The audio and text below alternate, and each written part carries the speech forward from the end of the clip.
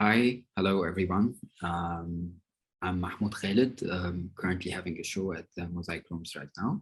And it's a great pleasure for me to be speaking today with Laura Mark and Nadine Nour.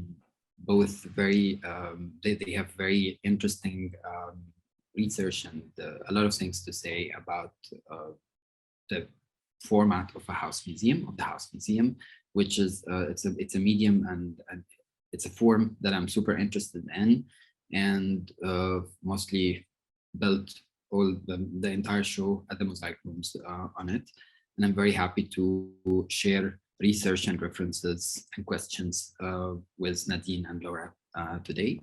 So Laura, please, we'll start with your presentation, and I'm very happy to have you here today. Great, thank you. I'll just share my screen. Yeah, so I'm Laura Mark and I'm the keeper of Walmer Yard. So I run Walmer Yard as a kind of charitable architecture foundation where we look at how we experience architecture using the houses as a kind of means to do that.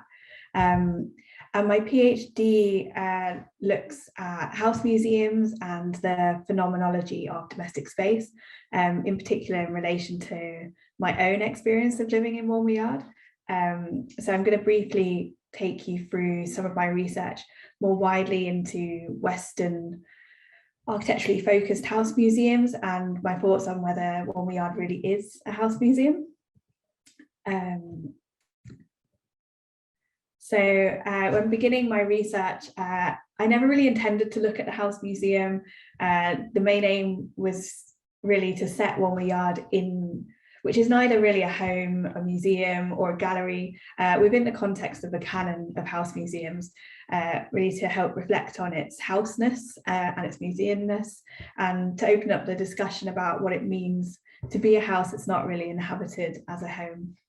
It was merely an exercise in trying to situate Walmer Yard in context, but I began by creating a directory of European house museums of interest for their architectural merit or connection to the history of architecture. And while doing this, I realized there really hadn't been much discussion about house museums within the architectural context. So predominant subjects of canonized houses are usually by writers or political figures, and architecture forms a very narrow part of the house museum canon.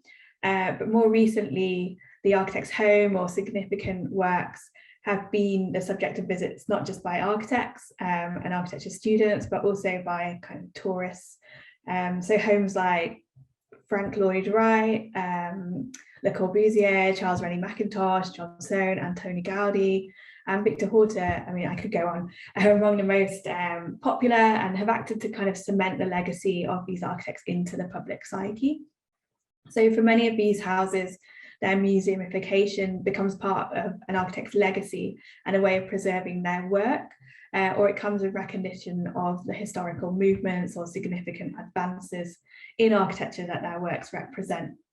The resulting list of architectural house museums is kind of really dominated by the stereotypical white male architect, and it presents a profession that lacks diversity in class and in race and gender. So house museums tend to be categorized based upon the ideas which influence their foundation. Categorizations include the kind of house of a hero, collectors' houses, of which John Soane Museum, which is pictured here, is one. Social history houses and country houses, which we kind of think of like the National Trust houses as being those. And using these classifications, the houses which are most interested in the context of discussing architecture or discussing Walmer Yard in particular, would mostly fall under the categorization of artwork houses. So these can be termed as houses museumified for the sake of their design. These would be houses considered important due to the difference from the standard, which employ a particular design detail or push boundaries in terms of style or materials, but architectural homes might also be classed under the category of a famous person houses or the house of a hero. So visitors to these house museums can be seen as kind of seeking pilgrimage to kind of as a result of that kind of heroization. So not changing slides, there we go. And in the case of architecture, thinking about the house of a hero or a celebrity as a genre, we kind of can think like, is it the building that's the celebrity or is it the architect? Often architects visiting will treat the architecture as if it is a site to be kind of ticked off on a pilgrimage, or the architect responsible for its design is a kind of hero figure, fitting with this kind of master or genius view of the architect. The idea of visiting a celebrity home for the fan kind of creates a thrill, whereas in the case of the architectural house, for the architect is the thrill of kind of ticking another, say, modernist icon off the list, or seeing how the details which they've seen drawn in books stand up in reality. It's one thing when I see architects visit Walmer Yard, their actions and the questions which they ask during tours kind of reflects this idea. They're often comparing the details and looking for something which doesn't work, as if to catch out the architect, or they want to know what products we used or how a certain element was made, so they can attempt to kind of recreate it in their own projects. As architects, we see examples of architecture which are held up on a pedestal from the first days of our education. They're shown kind of on slides in lecture theatres, architects give talks about them, and we see them on the pages of magazines. And this always builds up an impression of a building. Sometimes it's quite a false impression, glossy images, photoshopped of detritus of everyday life, like fire extinguishers, exit signs, bins, occasionally even the surrounding buildings, can sometimes make the buildings better on the page of a book than in real life. But there's something about visiting a building which you've only seen for years, maybe even decades, on the page of a book, and for it to really live up to those expectations. When you visit, you kind of have these additional qualities, you know, touch and sound. You can feel the materiality, you can sense the acoustic of the space. So for most homes which have become house museums or foundations, there's a feeling of a life lived, be it in a story of the gynecologist at Pietro's Maison de Verre in Paris, or the murals painted by Le Corbusier at Eileen Gay's E1027, which is pictured here, which vandalized her kind of pristine white interior. We see the changes in these houses through their history and their inhabitation. Most of these homes bear the marks of their designers, then their occupants, and later the adaptation to a house or a visitor setting.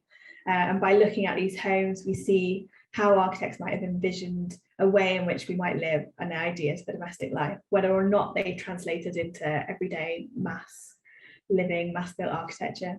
And at Walmer Yard, the houses kind of really make real Peter Salter's envisioned attitude to home and domestic life. At Walmer Yard, this is where the kind of change to a piece of visitor experience becomes slightly complicated. The building really lacks this history of occupation and domestic life. From 2018, when the houses were completed, through to 2020, the houses were occupied purely by the Baylight Foundation. And although used for kind of public events, they were mainly remained as the architects intended, with the rooms kind of sparsely populated, with furniture mainly chosen by the building's architects, Peter Salter, by his collaborator, Vanilla Coleridge, and by the client, Crispin Kelly. So for the most part, the story told to visitors was of the building's design and its experience as a piece of architecture. I mean, I would tell tour stories of the way the concrete was poured, the challenges in its construction, its kind of design moments.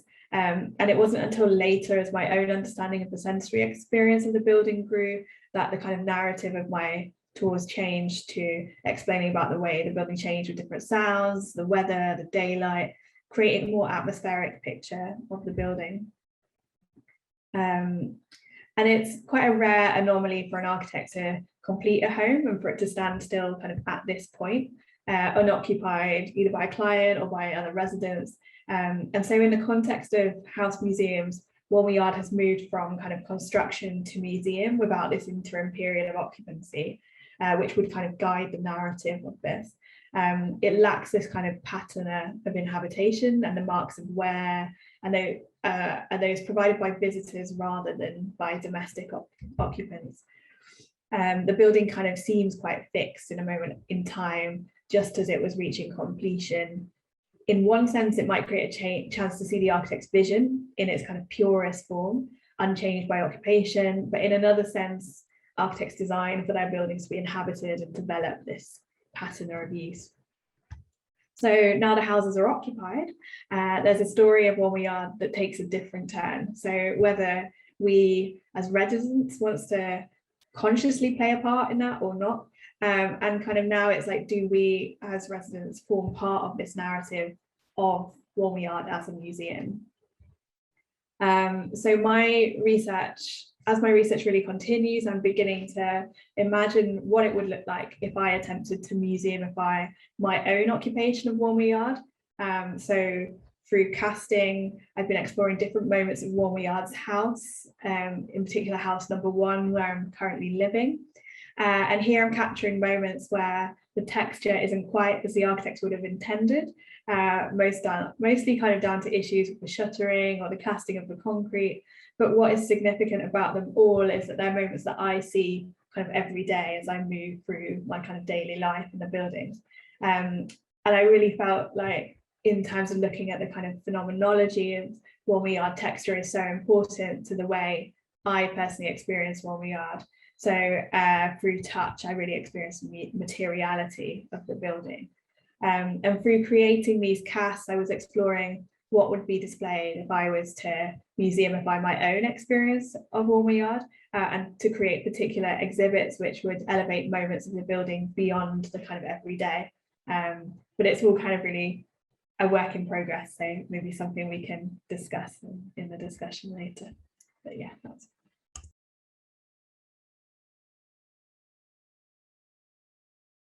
Thanks a lot, Laura. It was very nice way to start the panel.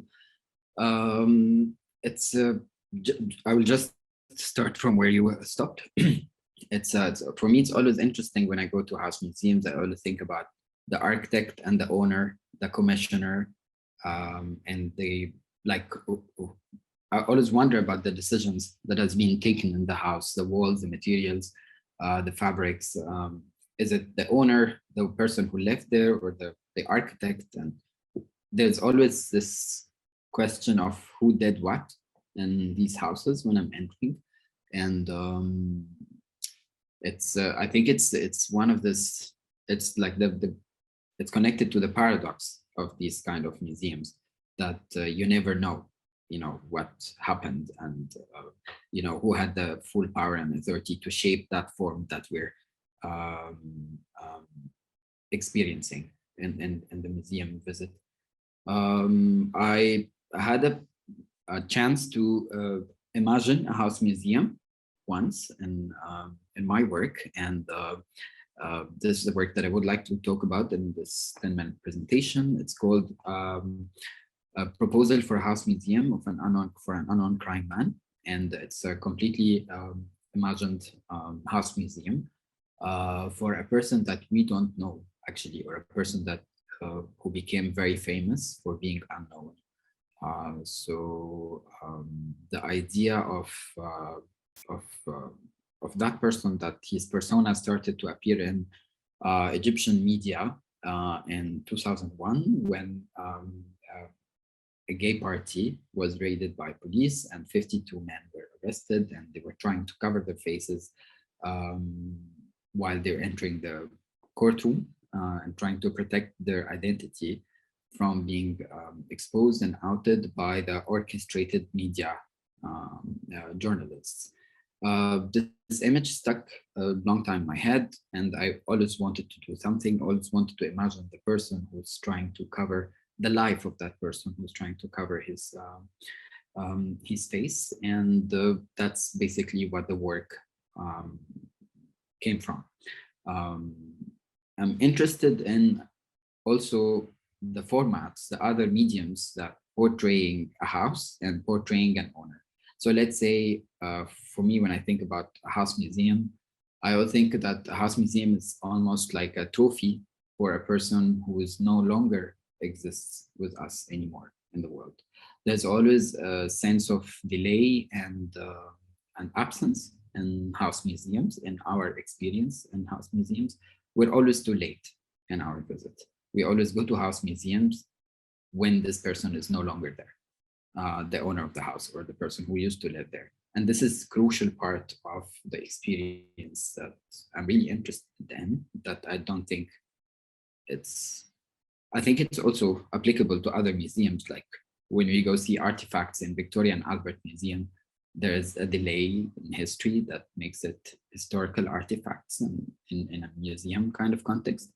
But in the context of a house museum, we're actually in a house, we're visiting the house of someone, but this person has to be always somewhere else. This format of a house museum that portraying or staging a legacy of someone that no longer with us anymore also has other mediums that I see kind of meditating on that kind of aim or goal. For example, the kind of videos and publications and websites we see of house museums online. And so, for example, now we have, there's a very, very interesting TV series on Netflix called Extraordinary Homes that I've been following for a while. And it's portraying more the architectural element of the house and how the architect envisioned something very special and, you know, in relation to nature, to certain cities. And of course, there's always a question of the commissioner behind this. And another thing is also the books that we buy of house museums from gift shops of house museums. There's this interesting kind of ritual that we do, and mostly in museums in general, that at the end of our visit of a museum, we end up in the gift shop. We're trying to find a souvenir of this visit, of this experience we spent in the museum. And most of the time we buy a book that document the collection and the existence of that museum that we visited. And it's normally the coffee table book, quite fancy produced. And we always put it on our coffee tables, and our visitors, our guests, when they come, they see these books on our coffee tables, they know what kind of museums we went to. So it's kind of, let's say it's a bourgeois tradition that I'm interested in. And I wanted always to kind of intervene in this tradition. So I made a book of that imaginary museum that I worked on in 2017. It's basically taking the format of these kind of fancy produced books from gift shops of house museums. The book is performative. It's trying to perform an celebration of an institution, existence of an institution that doesn't exist in reality. So the book here, it's called A Book on a Proposed House Museum of an Unknown Crime Man. The design of the book was also done in a way that can reflect on architecture, that when you see it in a bookshop, you can think that it's a book about architecture, but it's also a book that is trying to portray a home of someone. And so there were several number of texts commissioned for reflecting on the book, on the house itself and the owner of the house and the incident, and trying to open a discourse that the museum itself is now capable of generating, in my point of view. And also featuring and documenting all the collection of the house. So basically, when you buy the book, when you have it on your coffee table, browsing it, you get similar experience as if you are in the house itself. So it takes you on a tour from the beginning to the end in the house.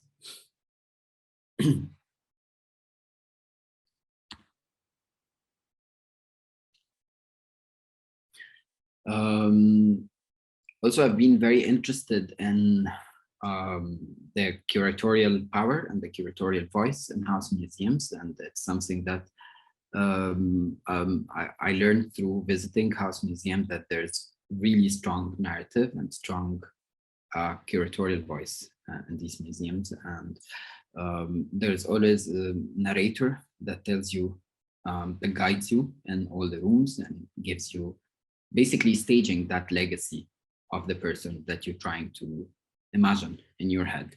So say, for example, René Magritte House Museum, which is one of my favorite in Brussels.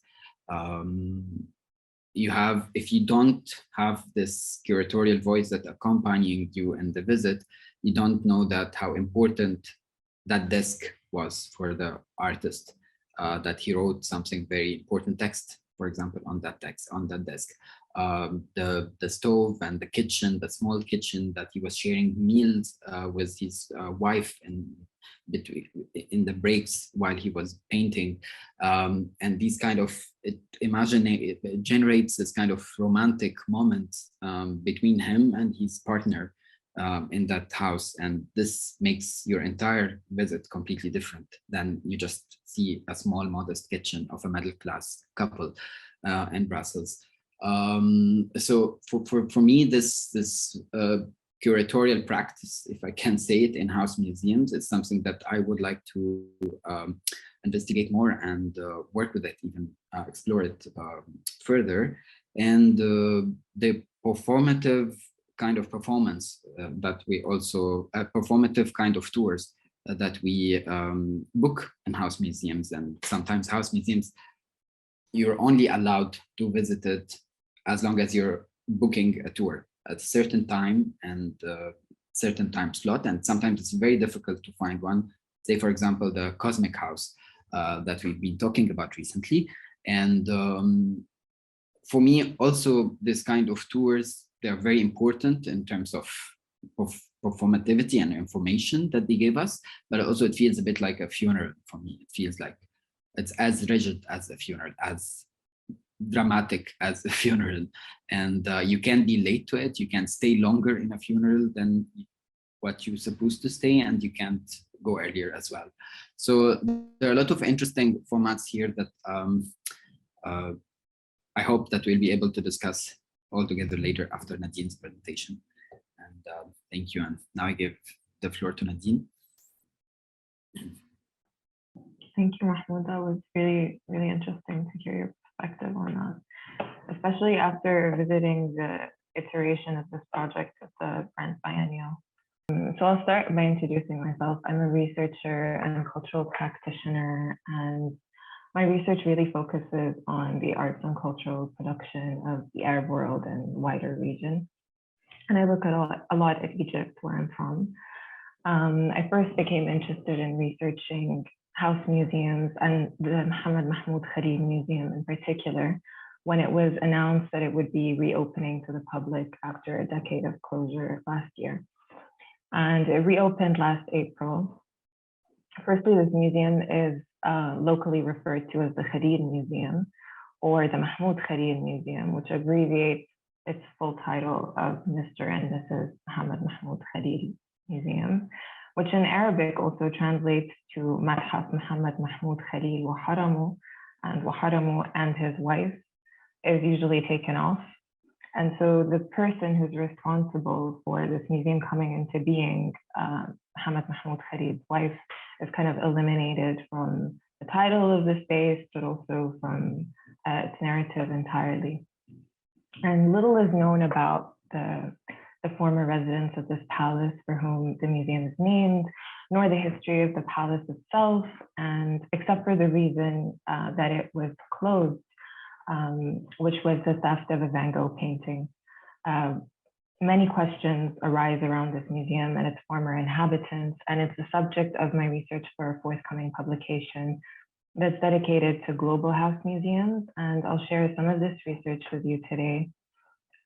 Starting first with how I've been looking to contextualize it within the wider landscape of house museums in Egypt. Studies of house museums tend to focus on the Western context, And so in this case, I've really been trying to situate this museum locally, but also regionally, and to think more broadly about these types of practices outside of a Western context. And I'll go through some of the examples in Egypt really briefly. And first, we have here a type of hero house museum that's dedicated to a nationalist sentiment. This is the Gamal Abdel Nasser's House Museum in Cairo, which is where the former second president of Egypt lived from 1954 until his death in 1970. And Nasser led the overthrow of the monarchy and introduced far-reaching land reforms, and he remains a kind of iconic figure in the Arab world to this day for his Arab nationalist sentiments. And so it makes sense that his house would be turned into this type of hero house museum and preserved for people to visit and see the kind of domestic spaces that he inhabited. Another example we have is the Gerrit Andersen Museum in Cairo, which is considered a type of artwork house that has, it preserves national aesthetics. In this case, the Gerrit Andersen represents a type of grandeur of Islamic architecture, and it's considered a really well-preserved example of the type of domestic architecture of Cairo that existed in the 17th century. This was built in 1632 by someone called Hajj Muhammad Salem al-Ghazar, and it was later bought by a lady from Crete, and so it accordingly became renamed Beit al-Kiritleya. The building gets its present name from a British Army doctor, Dr. Gerrit Andersen, who lived in the house, was given permission to live there by the Egyptian government. And he lived in Egypt after he retired and filled this house with all kinds of paintings, opulent furniture, antiques, carpets, and kind of collected and made it into his own space. But when he had to leave Egypt in 1942, he dedicated the space to the government, who turned it into a museum. And so while personally I don't find the contents of this museum as a collection quite interesting, but it is important and significant for its architecture, I think. Moving on to another type of hero house, this time not necessarily tied to a national sentiment, but here in this case, a literary figure. These types of museums can also be dedicated to artistic or other types of figures. In this case, this is the Cavafy Museum in Alexandria, which is the former residence of the Greek poet Constantine Cavafy, where he lived most of his life. And I think we'll come back to this later in our discussion because it has so many resonances with Mahmoud's work, and I know that it's a place that he cites as an inspiration for some of the works that he's created around House Museum. Back to the Mahmoud Khaled Museum, which is considered a collector's house museum. And this type of museum has an afterlife, in a sense, that's associated with the collection of its former inhabitants, as opposed to preserving its lived-in state. And so in this case, we often find these museums emptied of the traces of domesticity and the kind of furniture and look at bedrooms, bathrooms, that kind of space. We're more looking at their collection and their art and its heightened state of preservation. Mohammed Mahmoud Khaled Basha was a politician, an avid art collector, born to an Egyptian father and Greek mother in 1877. He went to the French Lycée School in Cairo, and he traveled to Paris in 1897 to study law at the Sorbonne University. And when he graduated, he returned to Egypt to work at the Egyptian Senate, and he became president of the Senate from the 30s up until 1942, when he also assumed the position of Minister for Agriculture. Khalil is an important figure in terms of the arts and cultural landscape in Egypt because he co-founded the Society of Lovers of Fine Arts with Prince Yusuf Kemal, and he became its president between 1924 and 25. He was also the chairman of the Fine Arts Advisory Committee at the Ministry of Education, and he was the one who convinced King Fuad of the necessity of establishing a museum of modern art, and the king entrusted him with this task. So the reason that we have a museum of modern art in Egypt at all is thanks to him. He organized the Egyptian Pavilion at the Paris International Fair in 1937, in which he displayed many works by Egyptian artists of the time, and he made significant efforts to enhance the cultural exchange between Egypt and France. And he was recognized for his efforts by being elected a member of the French Academy of Fine Arts. But as we can see from this caricature here by Alexander Saroukhane, it's something that was kind of frowned on locally. This tie to France and his kind of exchanges with France was something that people poked fun at constantly. Mahmoud Khaled met his wife Emilienne Hector Luce when he was studying in Paris in 1903. And she was a French artist studying music at the Conservatoire. And he really loved her, and she had a passion for art and collecting. And so that passion kind of, for her, became also a passion for art and for collecting and kind of building up artistic treasures together. And he married her that same year that he met her, and they returned to Egypt, where they lived in this palace in Giza. And very little is known about Emilienne, actually, beyond her modest French upbringing and her brief stint performing in France, and her love of art and fine things. And there is a researcher, Samir Ratfat, who quotes an acquaintance of theirs, Victor Mansour Seneca, who knew them personally. And he described Emilienne as infinitely fond of frou-frou and trompette attire, with an obsession for jewels, which she wore for the most trifling occasion. So we can kind of imagine the type of character that went along with this collection and this kind of glamorous house. The actual collection comprises about 304 paintings that are in the museum by 143 artists, and around 50 sculptures by 14 different artists.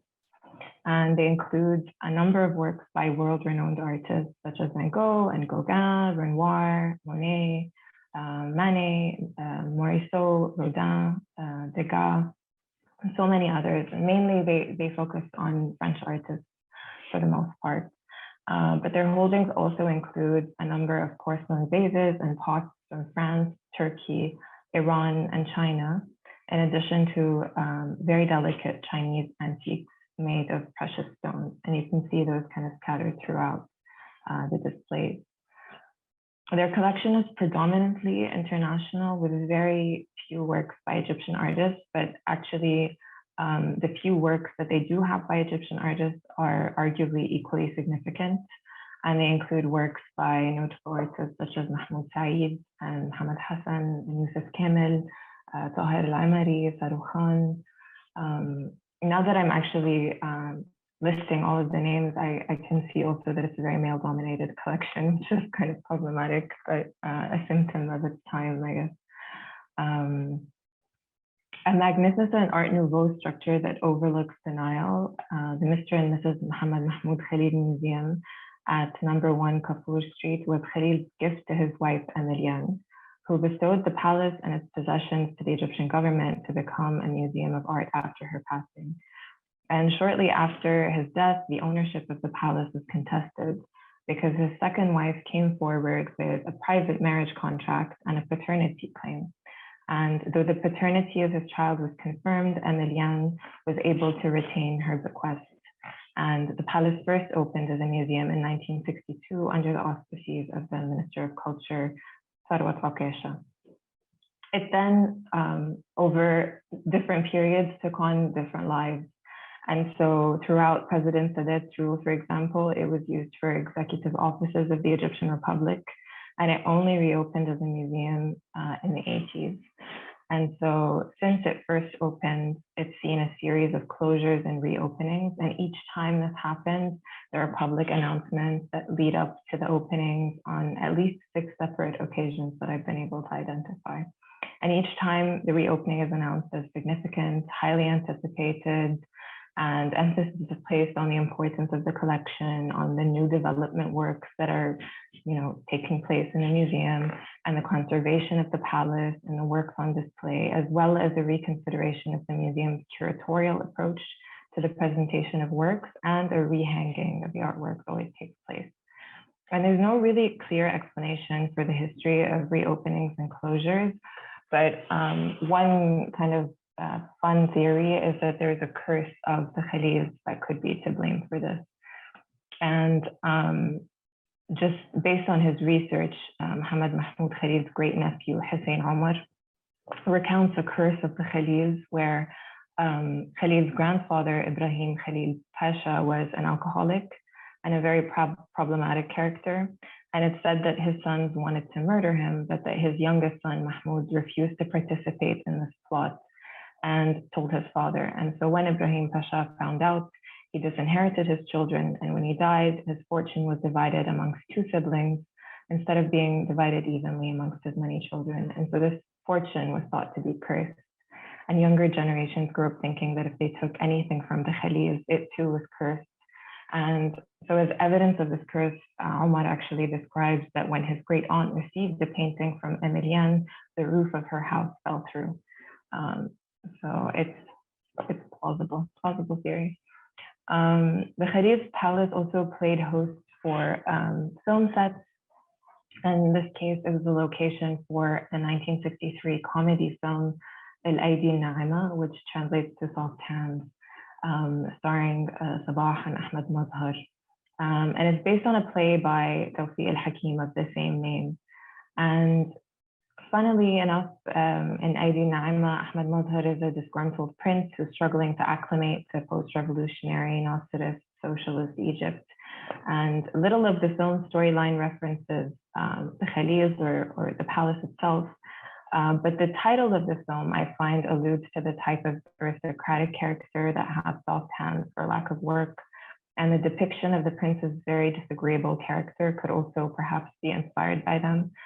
Because according to his great nephew, Mahmoud Khalid Bey, and his wife, Emilienne, were both rather unpleasant by all accounts. And there's also kind of reference to the artistic landscape of Cairo, in which this palace and its former owners played a significant role, where we have one of the prince's daughters is an artist who works for a living, and she's commissioned to paint and sells her work regularly for a handsome fee. And just back to the original kind of story that survives this whole palace and this museum is the theft of this Van Gogh painting titled Poppy Flowers. For 10 years, it was closed following the theft of this painting, which was stolen before in 1977 and was returned. And so I wonder if it will make an appearance again or what will become of the museum, and if there are any future reopenings and closures in store for it. But I'll end here and maybe we can open up our discussion.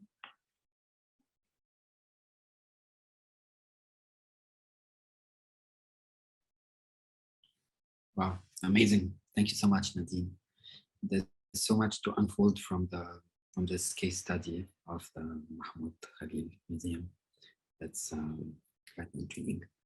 So I think I don't know how to kick off the conversation between us, but I think one major thing that we discussed in our conversation yesterday was about the framed and unframed house museum. And I think you touched upon this, Laura, in your presentation, that the house you're working in right now is not really, doesn't have a narrative, a framed narrative of that sort.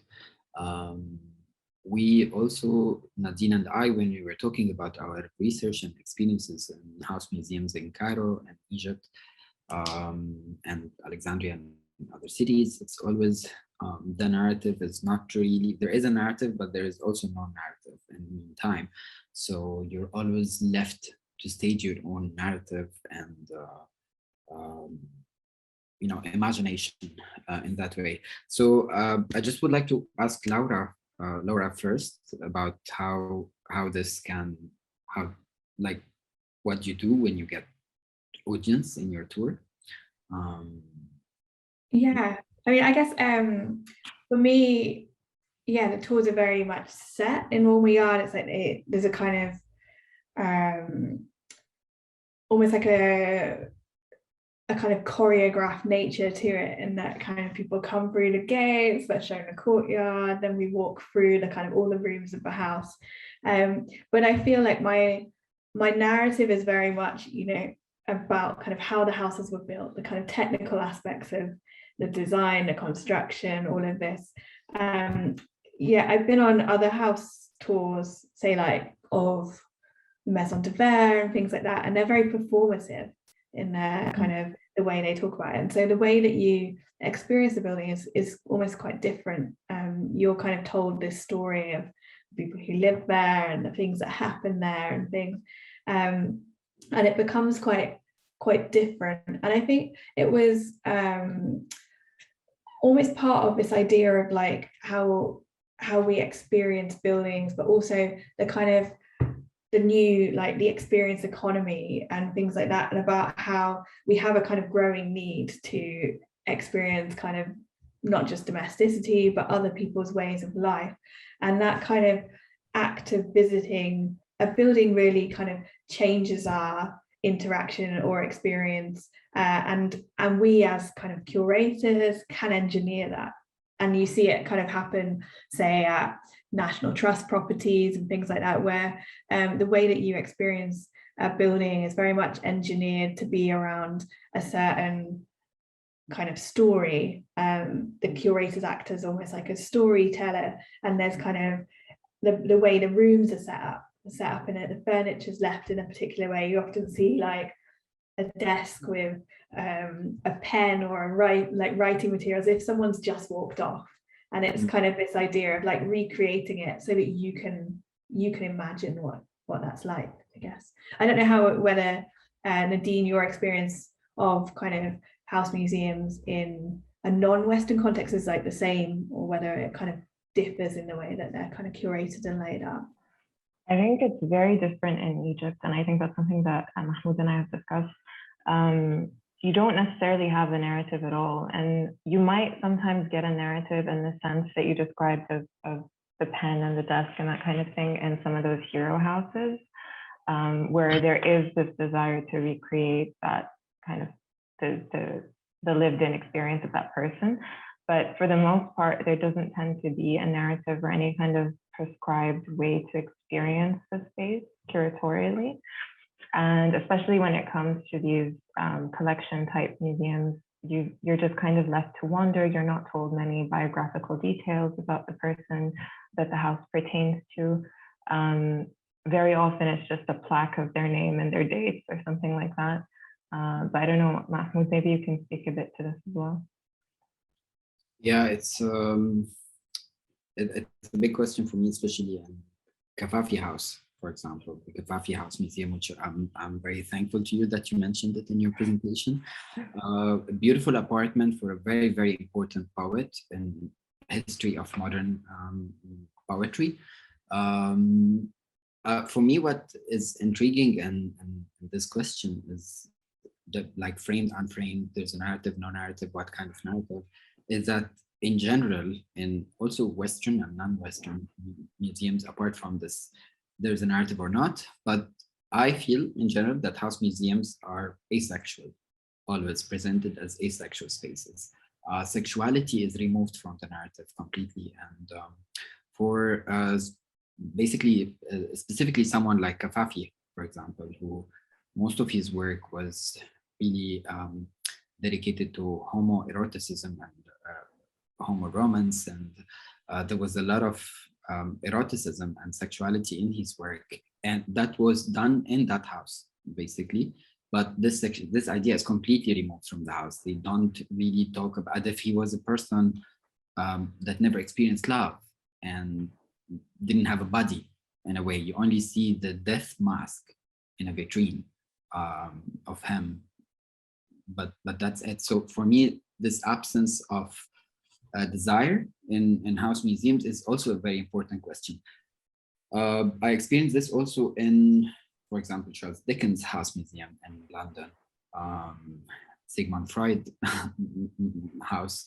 And I wonder if it's a curatorial decision, is it something that coming from, I'm just like trying to think out loud with you, but if it's something that comes from the board of trustees of the foundation, that we don't talk about these things. And that's also what I'm trying to think about it in my work, that trying to imagine spaces like house museums that can also talk about the importance of this part in the life of people they are trying to commemorate.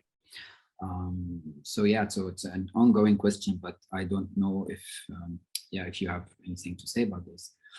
I think it could have something to do with sanitizing the narratives for a kind of wider public. I remember I recently went to visit the Keats House Museum, and I was unfortunately there at the same time as a couple of school groups.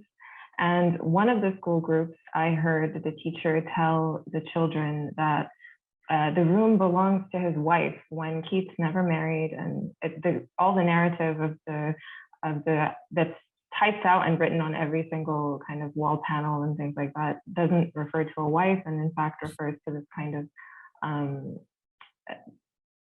illicit relationship, really. But there's this kind of desire to sanitize it for a young audience, or maybe a wider audience, or I guess in the Egyptian context, also an audience that just doesn't want to deal with these kinds of notions outside of heteronormative, licit relationships.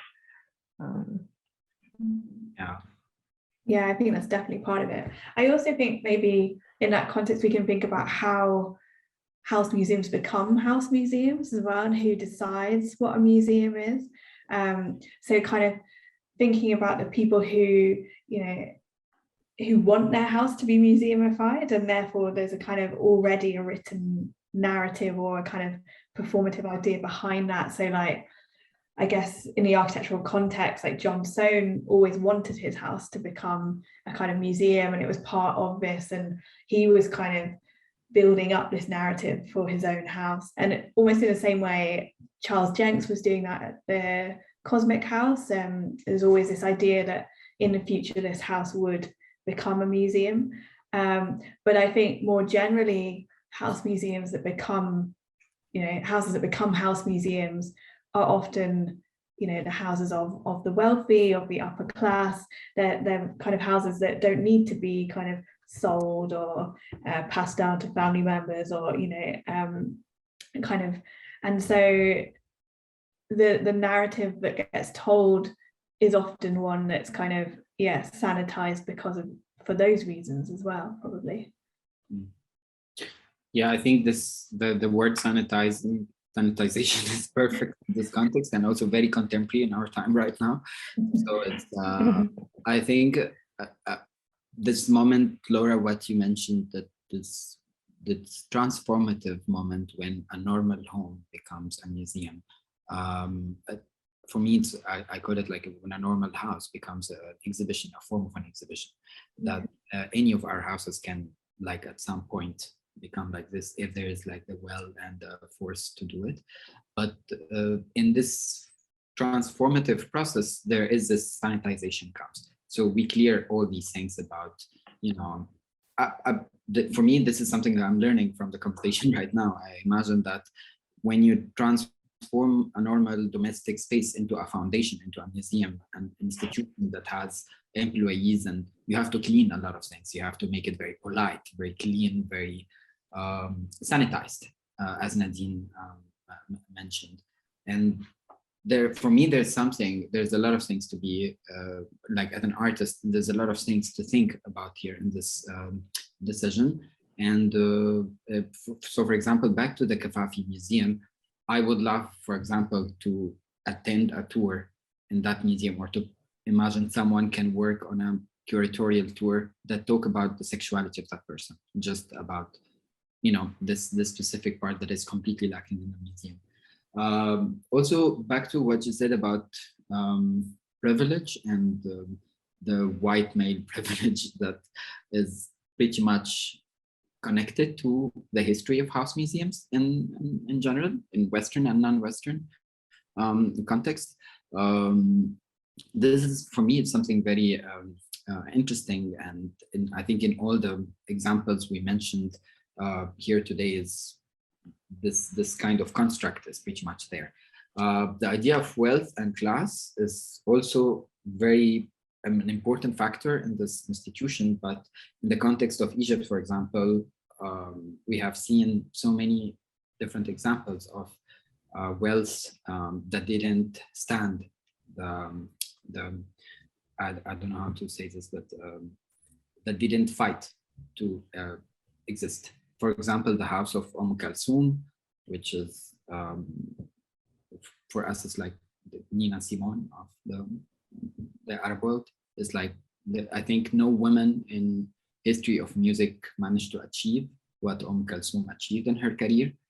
Her nickname, or her, the famous name for her is the woman. So she didn't even need a name. Her name is the woman. So no one in music history managed to achieve this level. Her house was demolished. She commissioned a very modernist villa in Zamalek, which is it's like an upper class neighborhood in Cairo. And the house was demolished because of the urban, changes, and they wanted to build a tower, residential tower in front of it. So I think in this context, we are reminded by several examples of failure in this context. I think mainly because Kulthum, I don't want to think about it from a purely feminist perspective, but Kulthum was a woman. If Kulthum was a man who managed to achieve the success in his career, the house would have lasted until now. So there's a lot to think about when it comes to gender and class and the white male privilege as well. And also, I guess, thinking about kind of public and private, like I think you alluded to that a bit just then, Mahmoud, but thinking about kind of the spaces that are often kind of private in our houses and don't get kind of opened up to the public. If you're hosting a dinner party or something in your house, people don't go wandering into your bedroom. But if I'm doing a tour of Warmer Yard, then people freely kind of wander into what is now my bedroom and open the wardrobes and things like that. And so there's this kind of change in the idea of, what is public and what is private. You think about the kind of bathroom spaces, your toilets and things like that are often kind of private spaces. And I think because when I first started working at Warmer Yard, it wasn't my home, it wasn't a kind of place of residence. I kind of hadn't really thought about that so much. And then when I moved in the kind of middle of the pandemic, and the idea of public and private kind of began to come into my kind of psyche, I guess, with the idea that I would often be sat kind of eating my breakfast cereal or kind of eating my dinner. And in London, when we were in lockdown, people could go on walks. So lots of people were walking a lot more. And I think doing kind of walks to see particular things, and that was how they were kind of experiencing the House Museum, was from the outside. So my experience of them was them peering in at my windows, kind of nose pressed up against the glass as I kind of sat and ate at my table.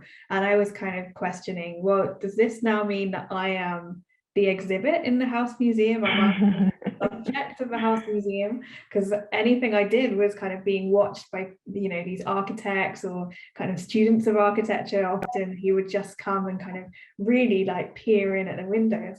And then as we opened up again, that whole kind of idea changed again to kind of people then walking through the space and walking through a space that for me during lockdown had been my own kind of very private space, which had now kind of again been opened up.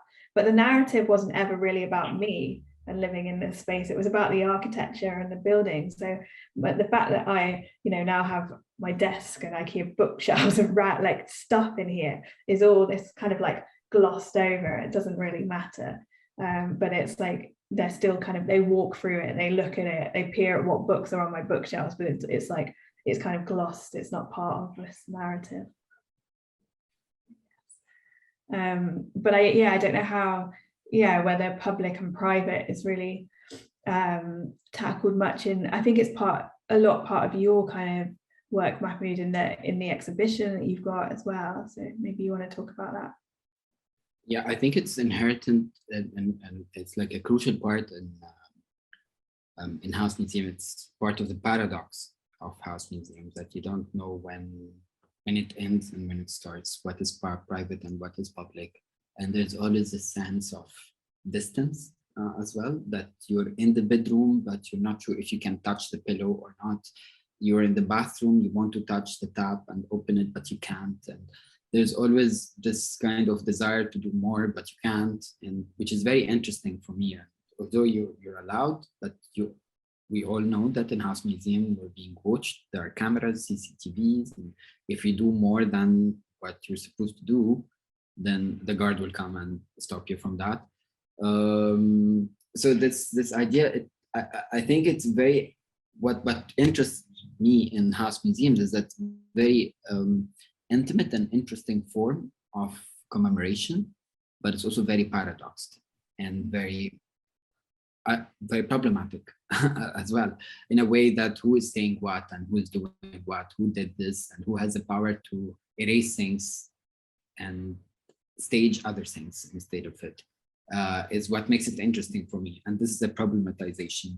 I don't want to deal with house museums as romanticized form of museums, that we go there, we put flowers on the grave of our favorite poets and painters and politicians, but there's a lot of politics behind it that makes it very dynamic conceptually for me.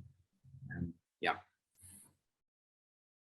In a way, the dynamics, the power dynamics that you describe of the house museum itself kind of mimic the power structures behind how it comes into being in the first place. I think we talked a bit about this in the Egyptian context, how in that moment of delay between the person not being there anymore and the idea of the museum coming into being that you described,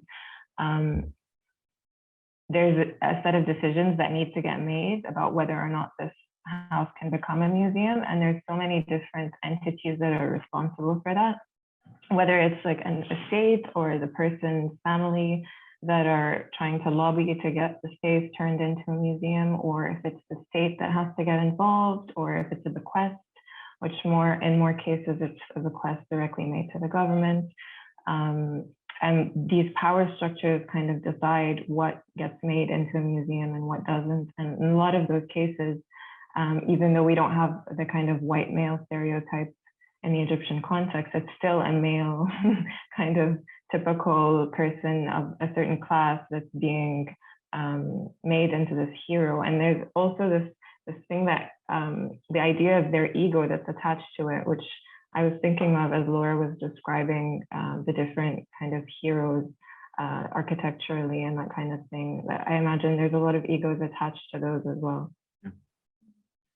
Yeah, absolutely. And I think we have a lot more to share, but time is running, but we have a lot more to share about the power, how house museums can also, which I think this can be a subject for another panel, but how house museums can be a site for fight and struggle, for history and legacy and, state violence and so many different things. And I think Nadine, you were talking about one of the cases you were working on in your research about the state taking part of the land. In order to make it a museum, she had to make the land shorter, and the owners of the house didn't agree on that. So there's a lot of things to think about and to discuss. And but this was great today. I feel like I learned a lot. And thank you so much for accepting to have this conversation with me and sharing all your references and research and also time. Thank you. Thank you for having us. Thank you.